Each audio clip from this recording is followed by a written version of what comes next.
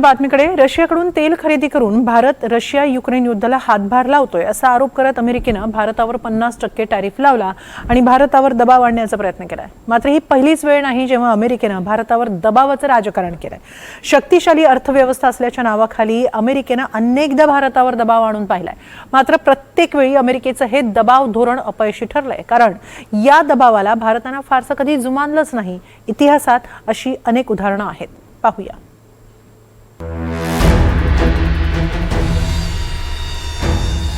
2030 पर्यंत भारतासह 500 अब्ज डॉलरचा व्यापार वाढवण्याचा निर्धार करणाऱ्या अमेरिकेनं आणि त्यांच्या अध्यक्षांनी अचानक भारतावर 50% टॅरिफ लावला। कारण दिलं रशिया युक्रेन युद्धाचं।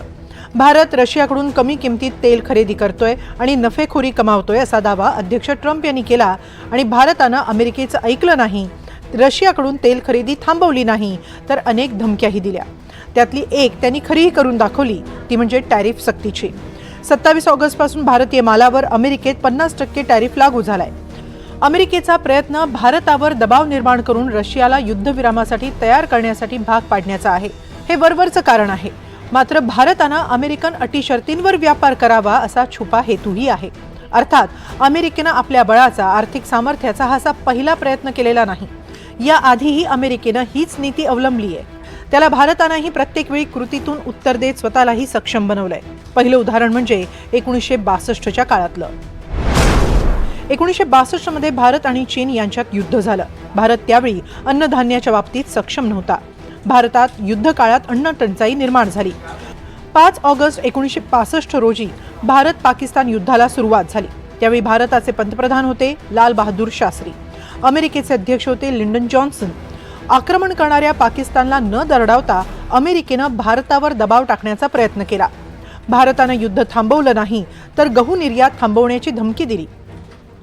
त्यावेळी अमेरिका भारताला PL-480 अंतर्गत गहू निर्यात करायचा। 50 कोटी भारतीयांच्या अन्न सुरक्षेचं संकट निर्माण झालं। तरीही पंतप्रधान लाल बहादूर शास्त्री यांनी काही कठोर निर्णय घेतले। भारतानं आपली अन्नधान्यावरील आत्मनिर्भरता वाढवली। अमेरिकेचा दबावाचा प्रयत्न फसला। 1971 मध्ये भारत पाकिस्तान युद्ध झालं। अमेरिकेनं पाकिस्तानला सैनिकी आणि आर्थिक मदतही पुरवली। भारत रशिया संबंधांवर टीका केली। अमेरिकन अध्यक्ष रिचर्ड निक्सन यांनी लष्करी दबाव वाढला। हिंद महासागरात अमेरिकेचा 7वा मोठा ताफा पाठवला। भारतावर आर्थिक निर्बंध लादले। भारतानं मात्र माघार घेतली नाही। भारतानं युद्ध तर जिंकलं, शिवाय बांगलादेशला पाकिस्तानपासून स्वातंत्र्यही मिळालं। निक्सन यांची धोरणं त्यांच्याच अंगलट आली। त्यांच्यावर अमेरिकेतच जोरदार टीका झाली। भारत सोव्हिएत रशियामध्ये सैनिकी करारांसह महत्त्वाचे करार झाले। 1998 मध्ये भारतानं पोखरणमध्ये यशस्वी अणुचाचणी केली। अमेरिकेचे अध्यक्ष होते बिल क्लिंटन, भारताचे पंतप्रधान होते अटल बिहारी वाजपेयी। अणुचाचणीनंतर क्लिंटन यांनी भारतावर आर्थिक निर्बंध लादले, लष्करी निर्बंधही लादण्यात आले। जागतिक बँक, आंतरराष्ट्रीय वित्त संघटनांनीही निर्बंध आणले। अमेरिकेनं भारताची लष्करी मदत रोखली, सैन्य करार रद्द केले, आण्विक करारावर स्वाक्षरीसाठी भारतावर दबाव आणला। तरीही भारत नो फर्स्ट यूज या आण्विक धोरणावर ठाम राहिला। आण्विक करारावर स्वाक्षरीला नकार दिला। भारतानं लष्करी सामर्थ्य वाढवण्यास सुरुवात केली। यावेळीही रशिया हा भारताचा मित्रच धावून आला। तसंच फ्रान्स सारख्या इतर राष्ट्रांशी भारतानं करार केले। 2000 साली बिल क्लिंटन भारतात आले, संबंध निवळले।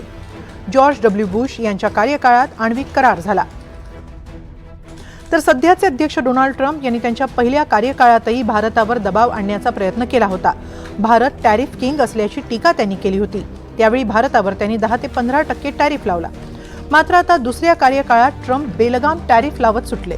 इतकंच नाही तर त्यांच्या इमिग्रेशन धोरणाअंतर्गत त्यांनी अमेरिकेत अवैधपणे राहत असलेल्या 100हून अधिक भारतीयांना माघारी पाठवलंय। अर्थात त्यांचं हे धोरण इतर देशांविरोधातही आहे। मात्र सध्या त्यांच्या रडारवर भारत अधिक आहे। याची कारणंही अनेक आहेत। भारतानं अमेरिकेसह व्यापार करारावेळी ट्रम्प यांच्या अपेक्षेप्रमाणे अमेरिकन कृषी उत्पादनांसाठी आपली दारं खुली केलेली नाहीत। ऑपरेशन सिंदूरवेळी ट्रम्प यांनी मध्यस्थी केल्याचा भारतानं इन्कार केला। त्यामुळे तर ट्रम्प अधिक दुखावले गेले, कारण आपणच शांतीदूत असल्याच्या त्यांच्या महत्त्वाकांक्षेलाच भारतानं छेद दिला। त्यामुळे ट्रम्प यांनी वेळोवेळी भारतावर टॅरिफ लावत हा दर थेट 50%वर आणलाय। भारतावर युद्धाला हातभार लावून अनेक युक्रेनी नागरिकांचा बळी घेत असल्याचा आरोपही केलाय।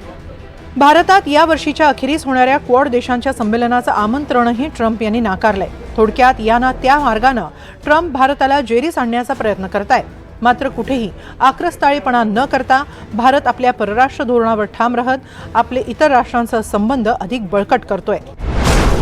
भारत ब्रिक्स आणि SCO मधील व्यासपीठांवर अधिक सक्रिय होतोय. भारतानं रशियाकडून तेल खरेदी सुरूच ठेवली आहे. चीनसह आपले संबंध सुधारण्यास सुरुवात केली आहे. RIC अर्थात रशिया भारत चीन हा नवा त्रिकोण अस्तित्वात येण्याची चिन्ह आहेत. इतर राष्ट्रांसह भारताचे व्यापार करार होत आहेत. दुसरीकडे भारताला नामोहरम करून आपल्या अटी शर्तींवर नमवण्याच्या प्रयत्नात असलेल्या ट्रम्प यांना त्यांच्याच देशात टीकेला सामोरं जावं लागतंय.